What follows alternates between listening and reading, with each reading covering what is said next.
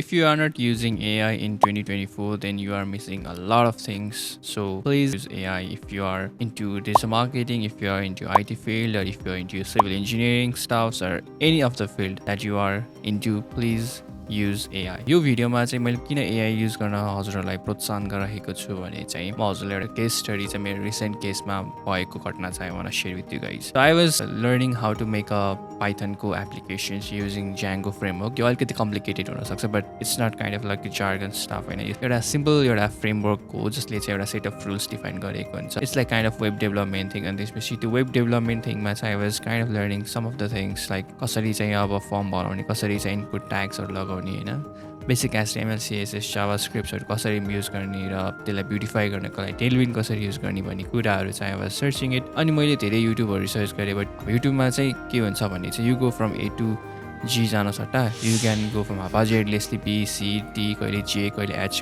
गइराखेको हुन्छ होइन. So that is very much एउटा हापाजेडियस वे अफ एउटा युट्युबको हाम्रो डिमेरिट्सहरू होइन. बट AI चाहिँ कसरी चाहिँ इम्प्लिमेन्टेसन युज गर्नुहुन्छ त? मलाई एउटा सिम्पली क्वेरी सर्च गर्न थियो होइन. त्यो सिम्पली क्वेरी सर्च गर्नलाई चाहिँ I was trying to build a model. कस्तो मोडल हुन्छ भने चाहिँ एउटा चाहिँ सेट अफ CSV फाइल्स मसँग चाहिँ अब केको सेट अफ CSV फाइल्सहरू भन्नुहुन्छ होला. यो चाहिँ डेटाहरूको CSV फाइल्स. त्यो डेटाहरूमा चाहिँ मलाई के फाइन्ड गर्नु थियो भने चाहिँ टप सेलिङ बेस्ट प्रडक्ट्सहरू चाहिँ मलाई निकाल्नु थियो. त्यो चाहिँ सबै एउटा एक्सटर्नल टिमबाट चाहिँ बनाएको भएको भएर मलाई त्यो कोड के पनि बुझ्दैन थियो. अनि I was very new to this Django stuff. तर त्यो Djangoबाट बनेको भएर चाहिँ I was kind of learning Django त्यति बेला. बट मैले एउटा के थाहा पाएँ भन्दाखेरि चाहिँ अहिलेसम्म मैले डेभलप गरेको स्किल सेट्स जुन लाइक पाइथनमा छ, लाइक स्ट्रिमलिटहरू एप्लिकेसन्सहरू छ, त्यो एप्लिकेसन्सहरूबाट चाहिँ डेटा स्क्रेपिङ र डेटा भिजुअलाइजेसन गर्न चाहिँ मलाई एकदमै सजिलो भइरहेको थियो कि त्यो स्ट्रिमलिट एप्लिकेसनबाट होइन.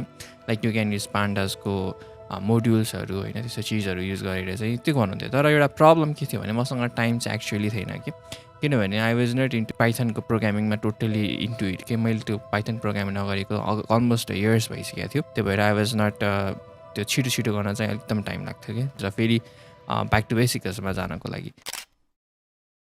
वाट आई डिड वाज ChatGPTमा गएर चाहिँ आई मेड एउटा सिम्पल प्रम्प्ट होइन. एउटा सिम्पल प्रम्प्टमा चाहिँ एकदमै मैले स्पेसिफिक चिजहरू डिस्क्राइब गरिसकेपछि चाहिँ मलाई यो सेट अफ रुल्सहरू छ, मेरो यो डेटाहरू छ, यो डेटाहरूमा चाहिँ आई वान्ट टु गेट अलिकति डेटा स्क्रिपिङहरू गरेर मलाई यो फिल्टर आउट गरेर चाहिँ यो मन्थमा चाहिँ यो प्रडक्ट कति सेल्स भएको छ र यो टाइम स्प्यानमा चाहिँ कति हाम्रो प्रडक्ट्सहरू सेलिङ भइरहेको छ र टप 10 प्रडक्ट्स के छ, टप कस्टमर्सहरू को हुनुहुन्छ, सबै चिज चाहिँ मलाई त्यो भनेर चाहिँ कपी पेस्ट गरेर चाहिँ त्यहाँ पेस्ट गरेर त्यसले मलाई दामी एन्सर दियो ChatGPTले. अहिलेको GPT-4o चाहिँ अलिकति खतरै सस्तो लाग्छ मलाई GPT 3.5सँग कम्पेरिजन गर्दाखेरि. हो यसमा मलाई रिपिटेसन्स र इटिरेसन्सहरू चाहिँ धेरै टाइम्सहरू गर्नु परेको थियो किनभने एक्ज्याक्टली प्रपर डेटाहरू आइराखेको थिएन. म आफैलाई बिलिभ भइरहेको थिएन because I made that stuff होइन. स्ट्रिमलिटको एप्लिकेसन चाहिँ मैले अलमोस्ट 30 मिनट्समा नै आई मेड इट. त्यो एप्लिकेसन होइन एउटा फुल्ली फङ्सनल नै बनाएँ. So which is very Assam जस्तो लाग्छ. सो अहिलेको AI युज गरेनौँ भने चाहिँ हामी एकदमै पछाडि हुनसक्छ.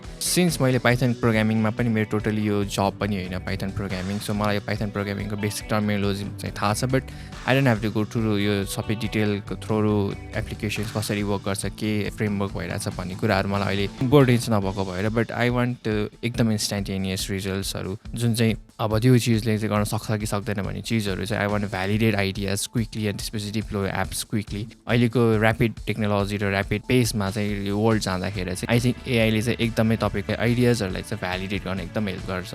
So I highly encourage every one of you to use AI for your good wills-हरु आफ्नो वर्कहरुमा के गर्न सक्छौं. म छिटै एउटा भिडियोजहरु ल्याउँछु म सिभिल इन्जिनियरिङमा AI कसरी युज गर्न खोजिरहेको छु भन्ने. Basically that's for this video, and if you enjoy this video don't forget to give this video a thumbs up, make sure to subscribe. Until that time, have a great day, have a safe day, peace out.